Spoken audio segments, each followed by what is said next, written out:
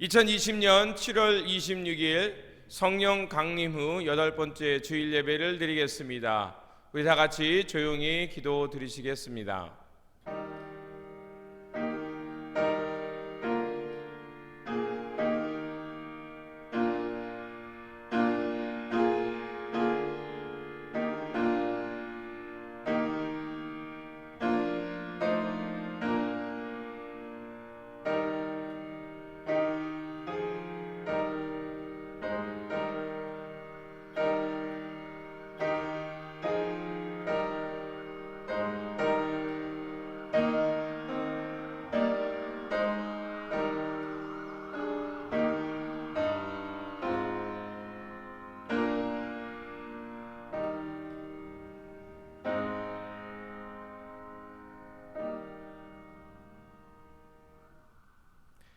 구하라 그러면 너희에게 주실 것이요, 찾으라 그러면 찾을 것이요, 문을 두드리라 그러면 너희에게 열릴 것이니라. 은혜로우신 하나님은 우리의 피난처이십니다. 하나님 없는 능력도 거룩함도 없습니다. 이 시간 우리들에게 성령을 부으사 죄된 옛사람은 죽고 예수 그리스도 안에서 하나님의 형상을 닮은 사람으로 태어나게 하여 주시옵소서. 그래서 주님 나라가 우리 가운데 있음을 경험하며 이 세상 속에 진리의 빛, 생명의 길을 택하며 천국의 삶을 살게 하여 주시옵소서. 우리 예배와 삶 가운데 함께 하시는 우리 구주 예수 그리스도의 이름으로 기도드립니다. 아멘. 찬송가 29장입니다.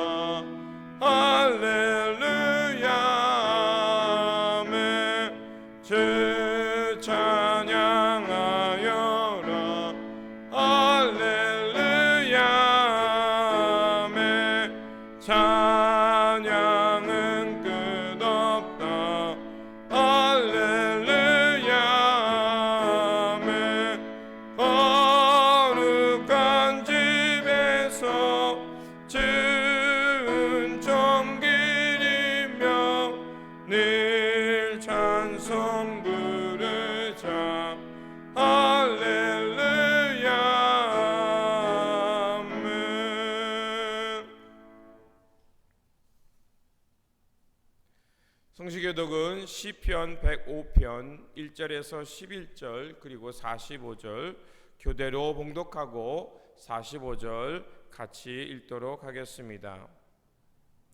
여호와께 감사하고 그의 이름을 불러 아뢰며 그가 하는 일을 만민 중에 알게 할지어다.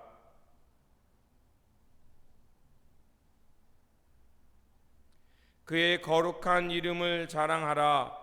여호와를 구하는 자들은 마음이 즐거울지로다.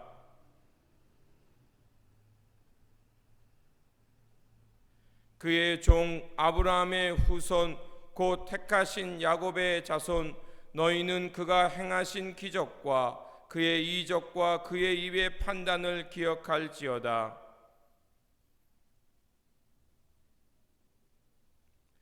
그는 그의 언약 곧 천대에 걸쳐 명령하신 말씀을 영원히 기억하셨으니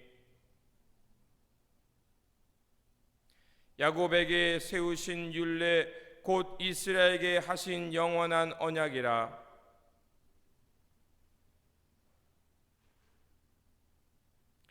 이는 그들이 그의 율례를 지키고 그의 율법을 따르게 하려 하심이로다. 할렐루야. 아멘.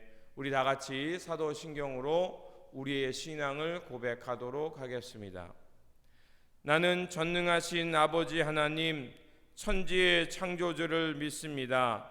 나는 그의 유일하신 아들 우리 주 예수 그리스도를 믿습니다. 그는 성령으로 잉태되어 동정녀 마리아에게서 나시고 본디로 빌라도에게 고난을 받아 십자가에 못 박혀 죽으시고 장사된 지 사흘 만에 죽은 자 가운데서 다시 살아나셨으며 하늘에 오르시어 전능하신 아버지 하나님 우편에 앉아 계시다가 거기로부터 살아있는 자와 죽은 자를 심판하러 오십니다. 나는 성령을 믿으며 거룩한 공교회와 성도의 교제와 죄를 용서받는 것과 몸의 부활과 영생을 믿습니다. 아멘. 공동 기도문으로 우리 함께 기도하도록 하겠습니다. 자비하신 하나님, 우리를 끝내 포기하지 않고 품으시는 주님의 이름을 찬양합니다. 하루하루 변해가는 상황 속에서 주님만이 참 도움임을 깨닫습니다. 사람의 지혜가 제 아무리 뛰어나다고 해도 주님의 계획과 비교할 수 없음을 느낍니다. 주님, 변화무쌍한 상황을 통해 더욱 주님을 신뢰하는 법을 배우게 해 주시옵소서. 삶의 모호함 앞에 무너지는 저희들을 긍휼히 여겨주시고 성령으로 붙들어 주시옵소서. 창조주 하나님, 우리가 모두 하나님의 자녀들이라는 사실을 자주 잊어버립니다. 하나님께서 정성껏 빚으신 한 사람 한 사람을 주님의 마음으로 대하지 못하고 있습니다. 주님, 편견과 차별, 혐오의 벽을 무너뜨리게 하시고 서로를 존중하게 여기며 주님 안에서 하나됨을 회복하게 해 주시옵소서. 올바른 사회를 세우기 위해 부단히 노력하며 사랑과 평화의 길을 걷게 하시고 주님이 주시는 능력 안에서 참된 길을 발견하여 천국의 삶을 살게 해 주시옵소서. 우리 구주 예수 그리스도 이름으로 기도드립니다. 아멘. 위로의 말씀을 드리겠습니다. 시편 84편 5절에서 6절입니다. 주께 힘을 얻고 그 마음에 시온의 대로가 있는 자는 복이 있나니 그들이 눈물의 골짜기로 지나갈 때 그곳에 많은 샘을 있을 것이며 이른 비가 복을 채워주냐이다. 아멘. 찬송가 325장 들으시면서 준비하신 예물 하나님 앞에 드리도록 하겠습니다.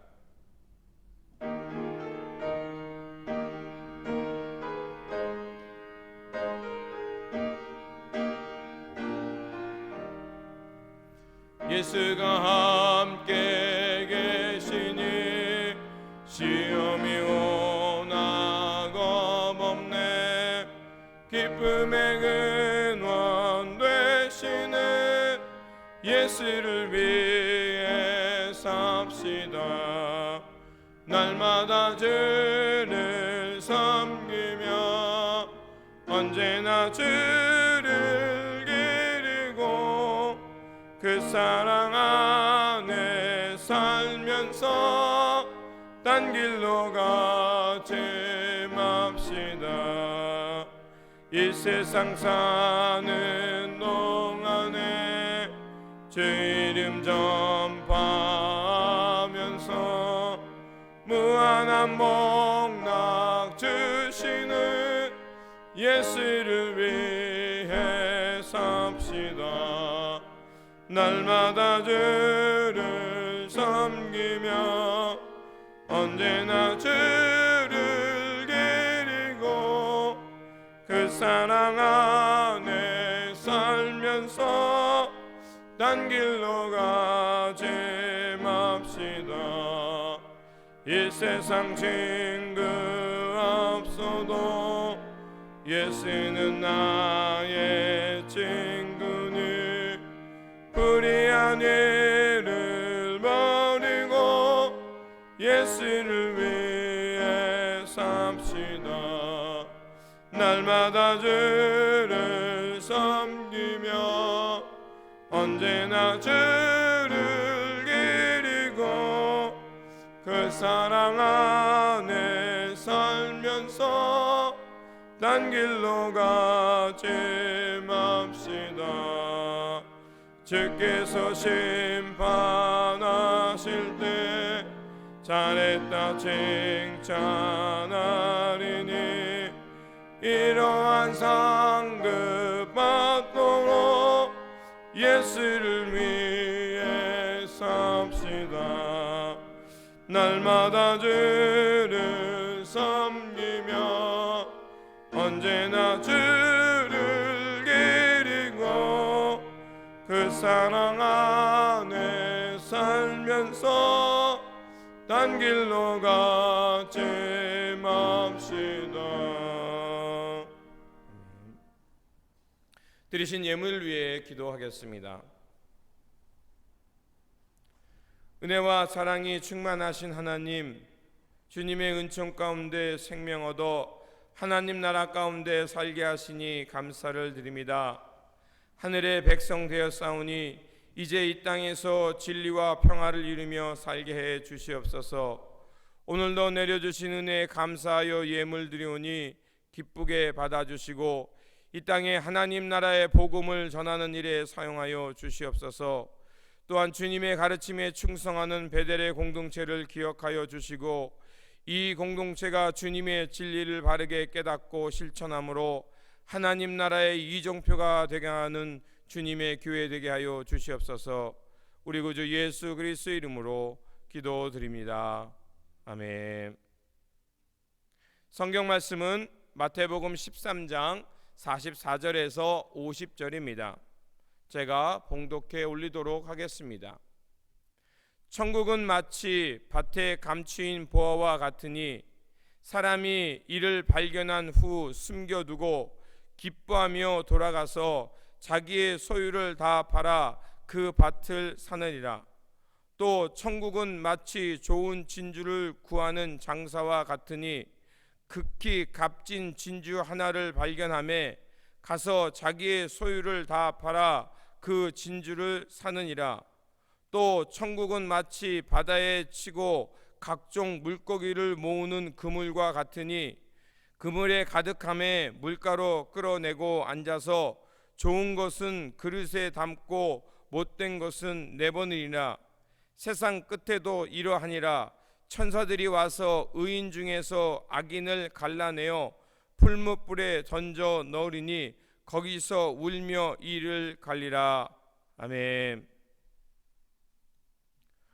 교회 소식을 전하도록 하겠습니다. 진리와 참 마음으로 예배드리는 성도님께 주님이 주시는 평안과 기쁨이 다시 한번 충만하시기를 바랍니다. 코로나 사태가 아직 진정되지 않고 있습니다. 다시 한번 철저한 생활 방역으로 건강한 일상생활을 하시기를 부탁을 드립니다. 그리고 7월 25일 쉘터 사역에 송병수 계리 권사님께서 도네이션 해주셔서 쉘터 사역을 잘 마쳤습니다.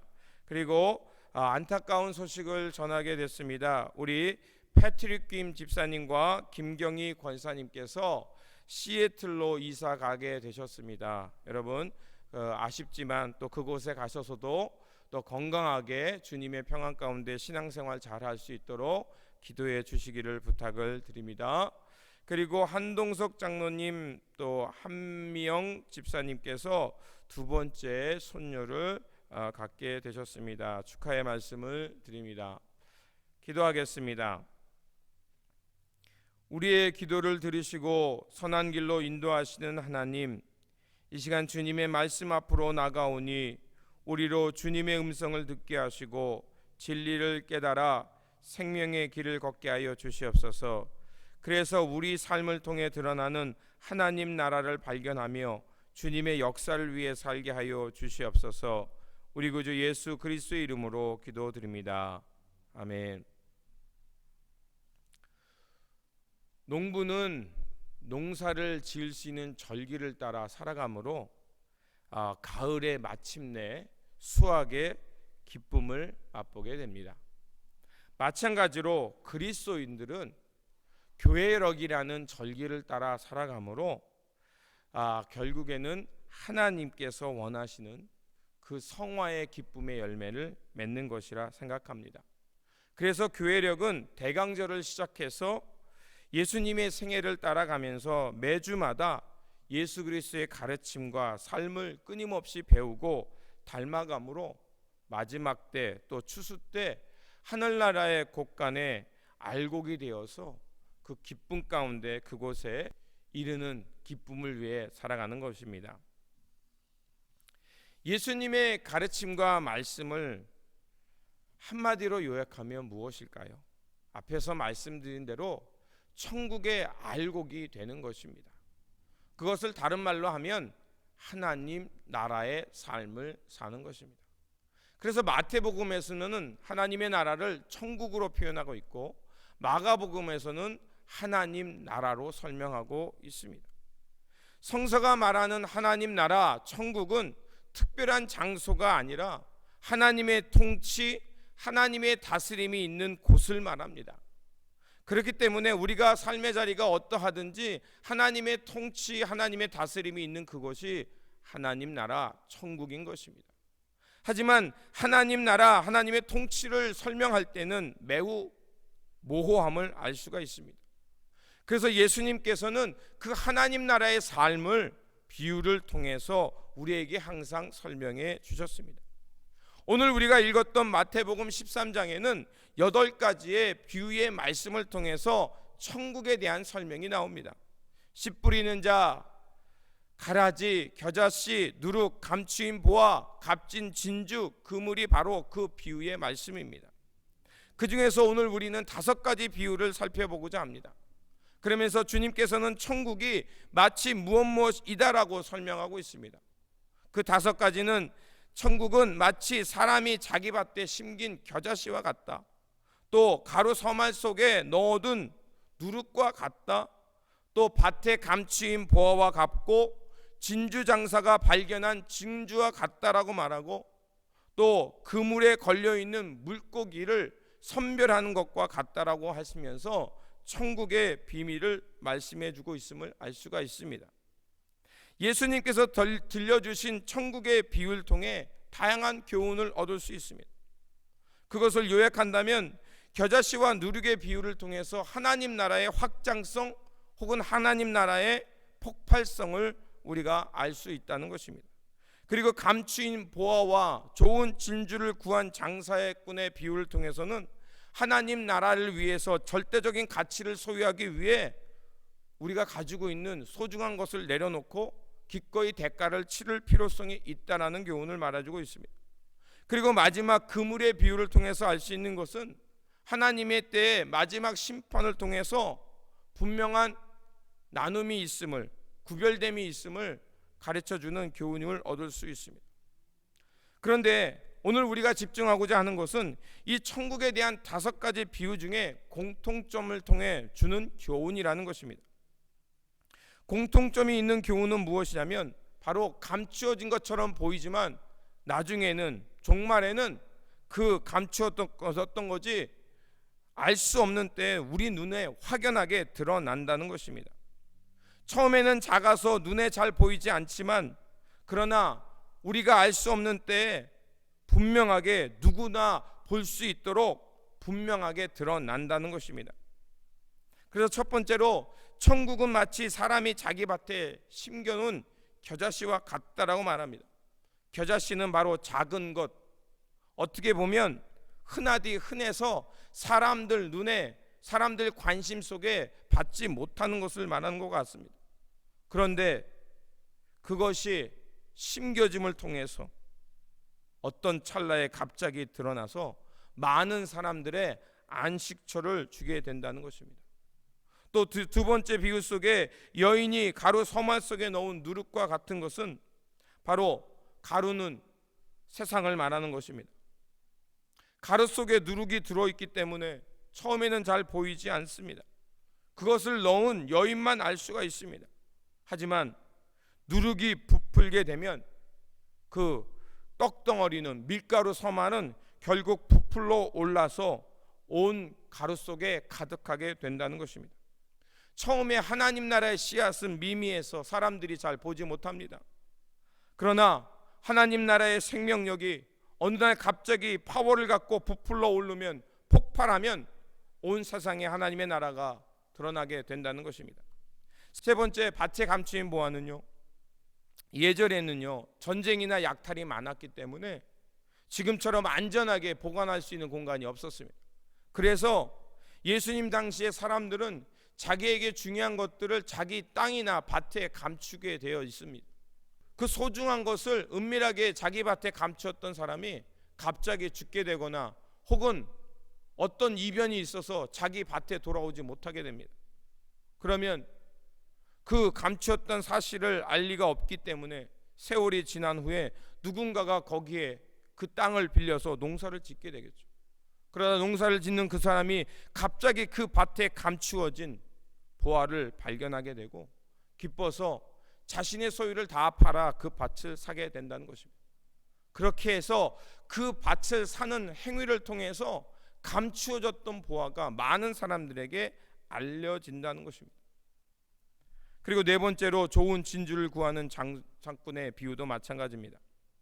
좋은 진주를 발견한 장사꾼은 그것을 발견하자마자 어떻게 합니까? 자신이 그동안 수고하며 모아두었던 소유를 다 팔아서 그것을 사게 됩니다. 그러면 온 천하에 그 진주의 가치가 드러나게 되는 거죠. 즉, 그 진리의 가치, 진가를 알아보는 사람을 통해서 하나님의 나라가 드러난다는 것입니다. 그래서 마태복음 11장 12절에서도 하나님 나라를 이렇게 설명하고 있습니다. 세번역에서는 하나님 나라는 힘을 떨치고 있다, 그리고 힘을 쓰는 사람이 그것을 차지한다라고 번역되어 있습니다. 그렇습니다. 천국을 향해 끊임없이 달려가는 사람, 그리고 그것을 얻기 위해 애쓰는 사람이 결국 하나님의 나라를 차지하고 그를 통해 하나님의 나라가 무엇인지 드러난다는 것입니다. 다섯 번째로 물고기를 모으는 그물의 비유도 마찬가지입니다. 바다에 물고기가 함께 있을 때는 어떤 물고기가 좋은 것인지 나쁜 것인지 구별할 수 없습니다. 그런데 바다에 던져진 그물을 건져낸 후에는 그것을 무태 끌고 온 후에 그 그물에 걸려있는 것을 펼쳐놓으면 좋은 것 나쁜 것을 우리는 확연하게 구분할 수 있게 된다는 것입니다. 그때 좋은 것, 그것은 그릇에 담고 못된 것은 어떻게 합니까? 무태에 버려서 혹은 길가에 버려져서 말라버리거나 또 사람들에게 또 동물의 먹이가 되는 것으로 죽게 되는 것을 알 수가 있습니다. 이처럼 하나님께서 그물을 물가로 끌어내시는 때, 하나님 나라 천국이 임하는 그때 좋은 것과 못된 것, 알곡과 가라지, 악인과 의인이 분명하게 드러난 때가 있다는 것입니다. 이 비유들의 공통점은 다 감추어져 있지만 마침내 분명하게 드러나게 된다는 것입니다. 하지만 우리가 살아가는 현실과 이 땅에서는 하나님의 나라 혹은 하나님의 통치가 잘 보이지 않을 때가 많습니다. 그래서 사람들은 눈에 보이지 않는 하나님의 나라를 생각하지 않기에 함부로 불의를 행하거나 부패를 행하는 것을 볼 수가 있습니다. 시편 14편 1절과 53편 1절에서도 공통적으로 우리에게 말하고 있습니다. 어리석은 자는 그 마음에 이르기를 하나님이 없다 하는도다. 그들은 부패하고 그 행실은 가증하니 선을 행하는 자가 없다라고 말하고 있습니다. 하나님의 나라에 대해서 많은 사람들이 이야기하고 알고는 있지만 사람들은 하나님의 나라를 잘 경험하지 못한다는 증거입니다. 그렇다면 우리가 주님께서 말씀하신 천국, 하나님의 나라, 이것을 그러면 우리는 죽을 때까지 경험하지 못하고 사는 것인가? 그렇지 않습니다. 우리는 하나님의 나라를 분명히 발견하고 살아가야 한다는 것입니다. 오늘 이 비유들을 통해서 우리는 알 수 있는 것이 있습니다. 이 비유들 속에 나오는 그 각각 비유에 사용된 단어들은 다 뭡니까? 우리 일상 속에서 행해지는 일들입니다. 씨를 뿌리고 가루 속에 누룩을 넣는 행위, 밭을 일구는 행위, 좋은 것을 찾아 헤매는 행위, 또 그물질, 이런 모든 것들은 우리의 일상 속에서 행해지는 일들입니다.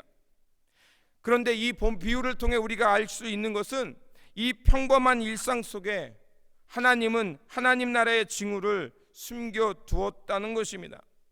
그리고 이 일상을 통해서 분명 하나님의 통치가 우리 가운데 드러날 수 있다는 것입니다. 그렇다면 우리가 하나님 나라, 하나님의 통치, 천국을 어떻게 발견할 수 있을까요? 그 길은요, 이 비유들에 나온 일들, 이 비유 속에 나온 단어들이 그럼 다른 복음서, 특별히 마태복음을 통해서 그 마태복음 속에서 이 비유에 나온 단어들이 어떻게 쓰였는가를 우리가 찾아보면 우리는 비유를 통해서, 이 비유 속에 나오는 단어를 통해서 하나님 나라를 발견하게 될 것이라 믿습니다. 겨자씨는요, 세상에서 가장 흔한 씨를 말합니다. 예수님 당시에 팔레스타인은 흔해서 사람들이 굳이 경작을 하지 않아도 발견할 수 있는 그 씨앗을 말하는 것입니다. 우리나라로 표현한다면 쑥과 같은 것입니다. 저도 시골에 살지 않았기 때문에 뭐 쑥이 어떻게 생겼는지는 잘 모릅니다. 쑥이라고 하니까 그게 쑥이구나 알고 합니다. 그런데 잘은 모르지만 그 쑥이 쉽게 어디서나 구할 수 있는 흔한 식물이라고 들었습니다. 그렇기 때문에 사람들은 쑥을 얻기 위해 쑥을 파종하는 일이 없습니다. 마찬가지입니다. 만약 이렇게 흔히 구할 수 있는 쑥을 자기 밭에 뿌린다면 사람들은 어리석다라고 말할 겁니다. 겨자씨를 뿌리는 비유도 마찬가지입니다. 겨자씨는 팔레스타인 지역에 흔히 발견할 수 있는 겨자나무, 거기서 씨를 구할 수 있기 때문에 있습니다. 그렇기 때문에 굳이 밭을 갈아서 겨자씨를 뿌릴 필요가 없습니다.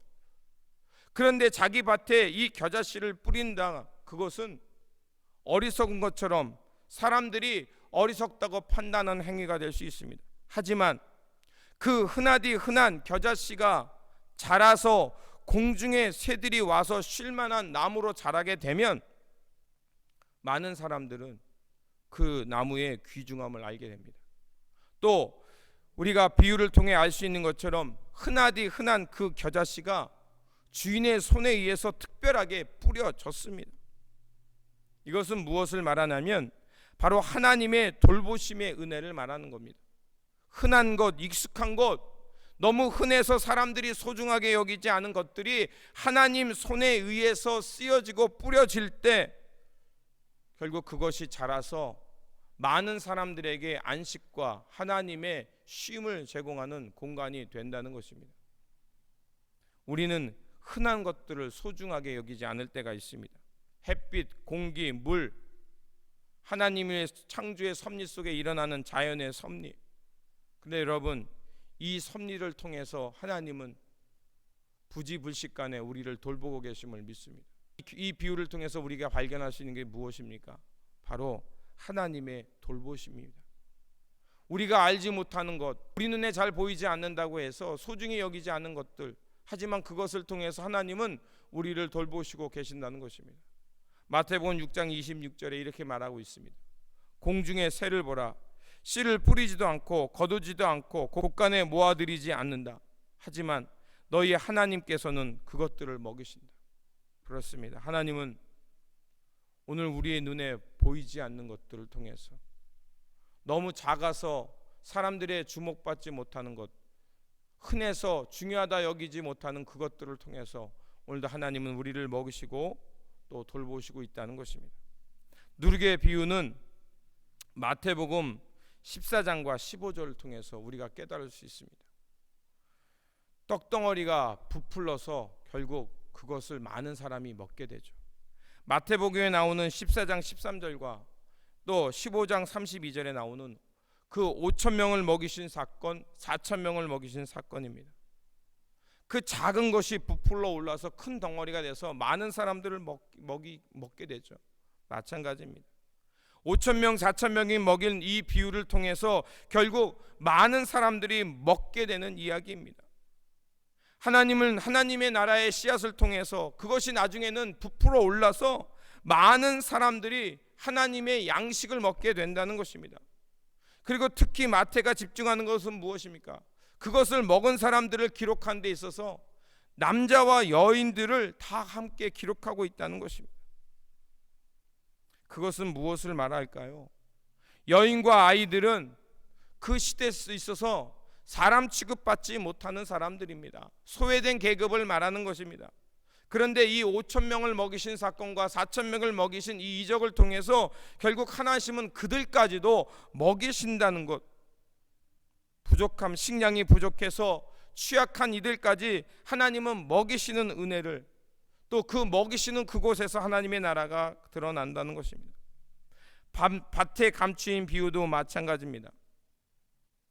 밭에 감추인 비유를 통해서 우리가 깨닫는 것은요, 마태복음 6장 19절 이하에 나오는 자기를 위하여 보물을 땅에 쌓아두지 말고 하늘에 두라고 말씀하셨습니다. 우리가 보물을 하늘에 둘 때 거기는 좀이나 녹이나 망가짐이 없다는 것입니다. 도둑이 와서 훔쳐갈 수 없다는 것입니다. 또한 주님께서 마태복음 19장 21절에서 어떤 청년이 주님께 나와서 주님, 내가 어떻게 해야 구원을 얻겠습니까? 즉 내가 어떻게 해야 하나님의 나라의 알곡이 되겠습니까? 라고 묻습니다. 근데 주님이 뭐라고 말씀하십니까? 너는 가서 내 소유를 팔아 가난한 사람에게 주라. 그리하면 내가 하늘의 보화를 차지하게 될 것이다. 그리고 와서 나를 따르라. 즉 우리가 보화를 쌓아두는 그곳에 우리의 마음이 있고 우리가 마음 두는 그곳을 통해서 결국 하나님의 나라를 발견할 수 있다는 것입니다. 밭에 감추인 비유를 통해 우리에게 말하는 것은 바로 이익, 물질을 축적하는데 그것에 집중하는 세상에서 우리의 물질과 재화와 시간과 우리의 마음씀을 돌봄, 나눔, 섬김에 둘 때 우리는 그곳에서 하나님의 나라, 하나님의 통치를 발견하게 된다는 것입니다. 우리가 이러한 사실을, 이런 하나님의 나라를 깨닫게 된다면 우리의 일상은 허투루 살 수 없게 될 것입니다. 내게 주어진 것들이 얼마나 소중한가를 알게 될 것입니다. 그리고 그 일상 속에 하나님께서 얼마나 신비스러운 방식으로 숨겨두셨는가를 우리가 발견하게 된다면, 그러면 그것은 결코 가벼운 것들, 흔한 것이 아니라 소중한 것이 될 것입니다. 또한 감사한 것은 우리가 하나님의 나라를 찾으면, 또 그것을 찾기 위해 애쓰면 언제든지 우리 가운데 드러난다, 폭로된다는 사실입니다. 그것을 위해 우리가 어떤 특별한 재물이나 학력이나 스펙을 바칠 필요가 없습니다. 업적이나 성공이 필요 없습니다. 능력이 없어도 괜찮습니다. 그저 찾고자 하는 마음, 그것을 향해서 우리가 기울이면 누구라도 발견할 수 있는 그 하나님의 보화가 우리 가운데 있다는 것입니다. 그것이 우리를 향해 언제든지 열려 있다는 것입니다. 얼마나 감사하고 놀라운 일입니까? 하지만 세상은 여전히 그런 하나님의 나라를 발견하려고 하지 않습니다. 오히려 길 위나 돌밭에 있는 것처럼 모욕적으로 하나님의 나라를 비난하거나 또 우습게 여기는 사람들을 볼 수가 있습니다. 예수님 당시의 종교 지도자들은 어떻습니까? 누구보다도 하나님 나라의 진리를 잘 아는 사람들이었습니다. 그런데 예수님께서 그들을 평가하실 때 어떻게 하셨습니까? 그들은 사람을 하나님 나라에 들어가게 못하게 하고 하나님 나라의 문을 닫는 사람이라는 평가를 받았습니다. 하나님 나라가 불림없이 드러날 수 있음에도 불구하고 그 비밀을 감추고 남도 못 가게 하는 사람이라는 것입니다. 우리 일상 속에는 이처럼 좋은 것과 나쁜 것이 섞여 있습니다. 거짓과 참 생명이 섞여 있다는 것입니다. 그렇다면 우리가 하나님의 나라를 발견하며 하나님의 생명 가운데 살아가는 길은 무엇이겠습니까? 그것은 하나님 나라를 향해 질적인 변화가 일어날 때 우리는 하나님의 나라를 발견할 수 있다는 것입니다. 외적인 모양이 아니라 우리 내면의 질적인 변화가 일어나야 합니다. 즉 성령을 통해서, 하나님의 말씀을 통해서 우리 안에, 우리 일상 속에 감추어진 하나님 나라의 것을, 하나님의 선한 열매를 발견할 수 있는 눈을 떠야 한다는 것입니다. 그래서 우리 일상 속에 감추어진 하나님의 선을 발견하고 알곡으로, 누룩으로 변화되어서 이 땅에 하나님 나라를 일으키는 변화의 누룩으로, 겨자씨로 살아가야 한다는 것입니다. 오늘 본문 우리가 읽진 않았지만 51절을 보면 예수님께서 이 비유를 다 말씀하신 후에 이렇게 묻습니다. 너희는 이 모든 것을 깨달았느냐? 깨닫는 것이 무엇입니까? 영어로는 인사이트입니다. 보지 못하는 것을 보았느냐고 말하는 겁니다. 그때 제자들이 예 라고 대답합니다. 그렇습니다. 이 비유를 통해 우리는 눈을 떠서 하나님 나라의 겨자씨 하나 같은 사람, 처음에는 작아서 흔해서 눈에 보이지 않지만 그러나 언젠간 틀림없이 드러나는 하나님 나라의 열매 맺는 사람으로, 또 가루 서마 속에 담겨진 누룩으로 하나님의 나라를, 온 세상을 변화시키는 누룩이 되어야 한다는 것입니다. 그것이 바로 하나님의 뜻이라는 것입니다. 그것이 바로 하나님의 선한 역사를 이루는 하나님 나라 백성이라는 것입니다. 그래서 사도 바울도 로마서 8장 28절에 그 하나님의 선을 이룬 사람을 이렇게 말하고 있죠. 우리는 하나님을 사랑하는 사람들, 곧 하나님의 뜻대로 부르심을 받은 사람들에게는 모든 일이 서로 협력해서 선을 이룬다는 것을 압니다. 세 번역입니다. 많은 사람들은요, 이 본문을 읽으면서 이렇게 생각합니다. 아, 그래, 하나님을 믿으면 알아서 모든 일들이 내가 원하는 대로 이루어질 거야. 또 지금은 아니지만 언젠가는 우리가 원하는 대로 이루어질 거라고 생각합니다. 바울이 말하는 것이 지금은 아니지만 나중에 좋게 될 거라는 막연한 추상적인 소망을 말하는 겁니까? 아닙니다. 여기서 로마서 8장 28절에 나오는 하나님의 뜻이라는 것은 프로티템입니다. 이 말은 미리 계획된 일, 하나님이 미리 세우신 계획이라는 것입니다. 그게 하나님의 뜻입니다. 그리고 선을, 합력하여 선을 이룬다고 할 때 선은 원어로 아가도스입니다. 이 선이라는 것은요, 좋은 성품입니다. 좋은 기질을 말합니다. 그러면 하나님께서 미리 우리 가운데 계획해 놓으신, 그래서 그것이 합력하여 선을 이룬다는 것은 무엇을 말하겠습니까? 바로 하나님이 우리 가운데 미리 계획해 놓으신, 즉 예수 그리스도의 구원을 통해서 우리로 하여금 그리스도의 선, 하나님의 성품, 예수 그리스도의 좋은 성품을 닮아가게 하는 것이, 닮게 하는 것이 하나님의 뜻이고, 결국 우리가 그 하나님의 성품을 닮아가게 된다는 것입니다. 바울이 말하는 것은, 선을 이룬다는 것은 바로 예수 그리스도를 본받아 하나님의 성품을 닮아가는 것입니다. 그것이 바로 하나님의 나라의 알곡이 되는 것, 선을 행하는 것, 우리를 부르신 목적이라는 것입니다. 우리를 부르신 목적은 하나님의 형상, 예수 그리스도의 성품을 담는 것입니다. 우리가 분명히 알 수 있는 하나님의 뜻은 바로 하나님의 형상을 본받는 것입니다.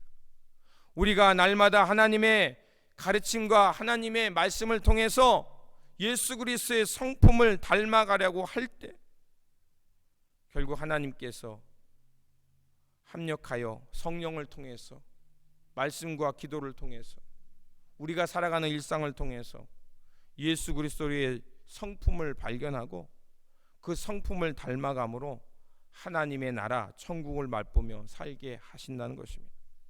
그렇습니다. 하나님께서 우리를 부르신 목적은 예수 그리스도의 성품을 본받아 그 성품을 닮아감으로 하나님의 영광, 하나님의 생명에 이르는 것입니다. 그것이 바로 하나님의 나라요, 하나님의 영광을 드러내는 삶이요, 천국을 맛보며 살아가는 삶입니다. 그렇습니다.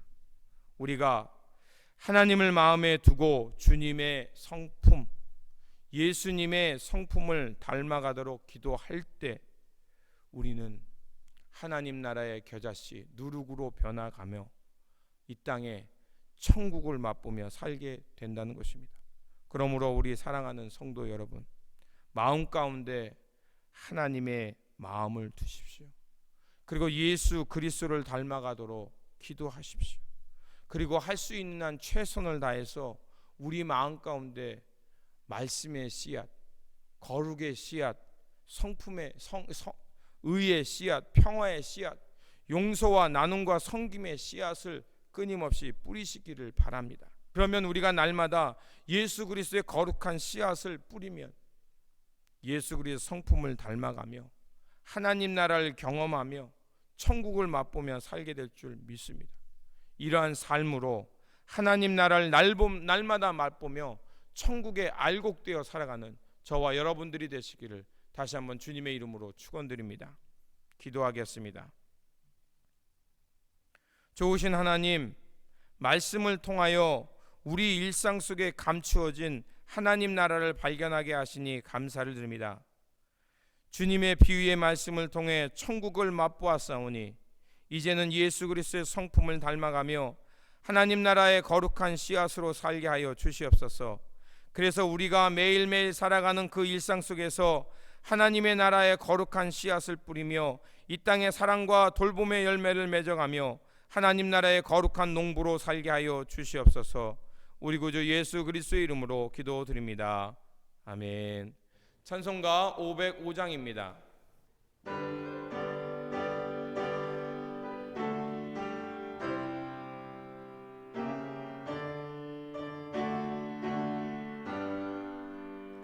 온 세상 위하여 나 복음 전하니 만 백성 모두 나와서 주 말씀 들으라.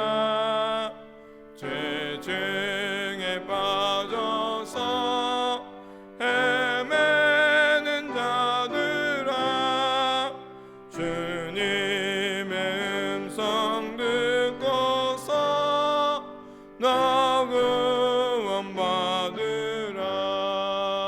전하고 기도해 매일 증인 되리라. 세상 모든 사람 다 듣고 그 사랑 알도록 온 세상 위하여 이 복음 전하리. 저 죄인에게 하고서 주 예수 믿으라.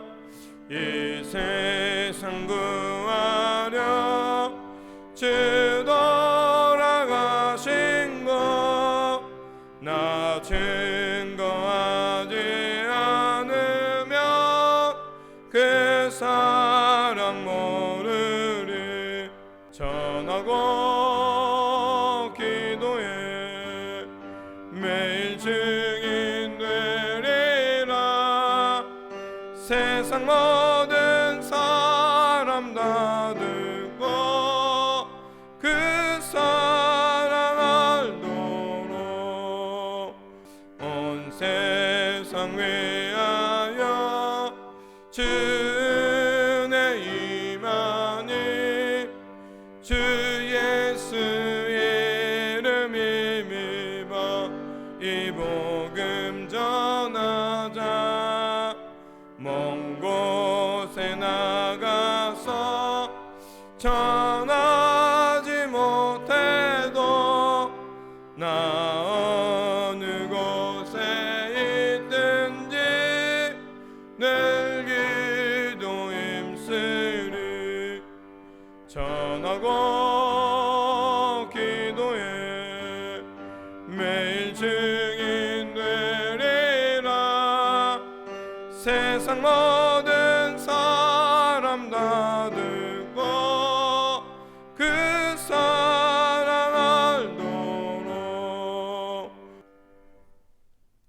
이제는 우리 구주 예수 그리스도의 은혜와 하나님 아버지의 한량없는 사랑하심과 오늘도 살아 역사하시며 교통하심이 오늘 주의 말씀을 듣고 예수 그리스도의 성품을 닮아가며 이 땅의 거룩한 씨앗과 누룩되어서 하나님 나라를 맛보며 살아가기를 결단하는 모든 성도님과 교회와 우리 삶 속에 지금부터 영원토록 함께 하시길 간절히 축원하옵나이다. 아멘.